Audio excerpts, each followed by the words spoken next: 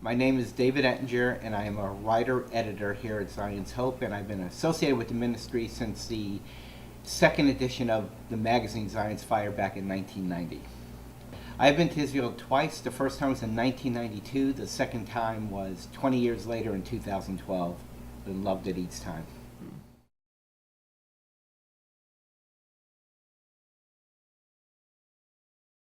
I have. Back 5 years ago in 2012, I worked with Servant's Heart. I went as part of my job. I was there to do interviews as well as to be part of Servant's Heart. Zion's Hope sent me over there to talk to the people who are actually serving, the Servant's Heart's volunteers, to get their impressions, to get their stories, because we were split up in groups.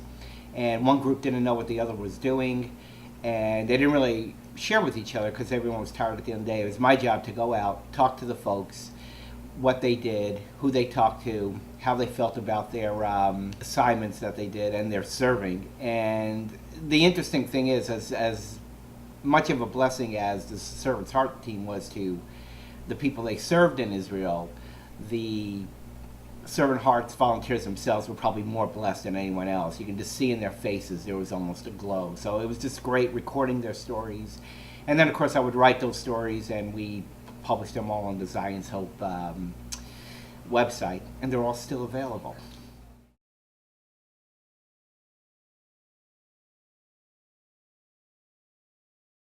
By far and away, the most memorable moment for me was when we did a feeding in Tel Aviv, in a park in Tel Aviv, of the homeless. And these homeless consisted of immigrants from Africa, mostly Muslims. And it was just great getting in there, talking to them. And in this case, I really got in there and got their stories. And what was so memorable was I've always been interested in the persecuted church, and I've read so much about it. This is really the first time I've read about people who suffered. In this case, they weren't Christians, but in coming over from their countries in Africa into Israel, many of them came in groups with either relatives or friends, and not all those groups made it whole. Some got caught, some were shot at, and just getting their stories of woe and suffering and struggling and why they came to Israel in the first place, and just getting in among them and talking to them and hearing from their own mouths why they suffered, why they came to Israel. That was by far the memorable part. And also, what I really loved doing too was trying to witness at the same time I was recording. I would say to them, well, let me ask you what you think. All these people here for Servant's Heart are doing this as volunteers. In other words, instead of going on vacation, they're paying their own money to come here just to be able to serve you. I didn't use the word minister, to serve you. What does that make you think about people who would do that? And then I would kind of slowly go in to say, well, it's really the work of Jesus Christ in us that propels us to do these kind of things. And so that was the next to last day of Servant's Heart. And even though I loved the whole trip, that for me was the most memorable.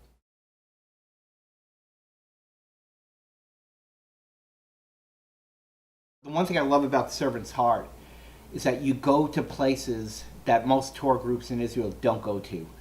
You're off the beaten track, as the expression goes. And I loved going to a place called Sderot, way down south by Gaza. And just the whole route you go is where nobody goes. Tourists don't go there, visitors don't go there. And I just look forward to getting off those beaten tracks and trying to figure out where in Bible history I am. And so I love that part of it. And also just writing stories of the Servant's Heart people and serving the people of Israel.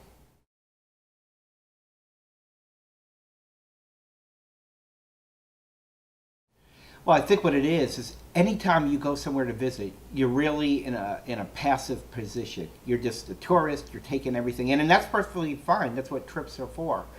But in this case around, as a Christian, where so much is based on serving, we get to be hands-on in another land. And sometimes we think of Israel as the Middle East only democracy. Well, what kind of needs do they have there? But there's a lot of needs. The cost of living is high. There are Holocaust survivors, although those numbers are getting fewer and fewer. There's just tons of needs as any society, Western or otherwise, would have. And just to be able to go to a place and serve and get your hands dirty as it goes is really where the meaning is for me.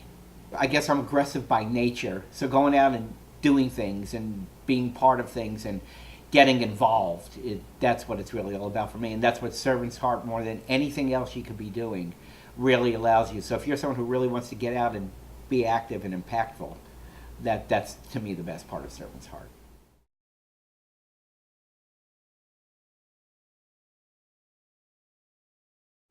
Well, I think one thing, it changes you, especially living in Western societies, particularly America, where life is really easy. The thing, you come back from there saying, yes, Israel's a great place, but there are still more challenges in Israel than there would be in America. And you go, maybe my car not starting up in the morning is not that big of a challenge after all. And when you do work with people who are in need, you really do get a different perspective in life. And so any time that you get out of your own world and into somebody else's world, that's always impactful. And Servant's Heart allows you to do that while also getting a great trip to Israel, more than anything I can think of.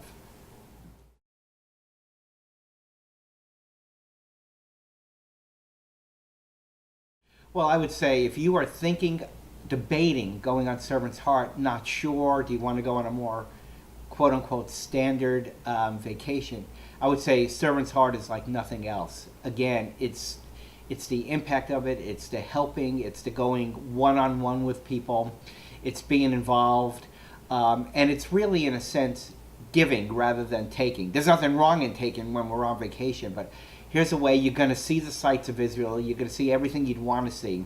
However, again, you get to be part of the society, part of the culture. You're not something that's separated out as we are anytime we travel. This time you get to go and be a part of it, and again, it's an unforgettable, and you hear that all the time, unforgettable experience, but this one really is, because it becomes personal. It's not just something you see or hear, it's something you actually do and be a part of.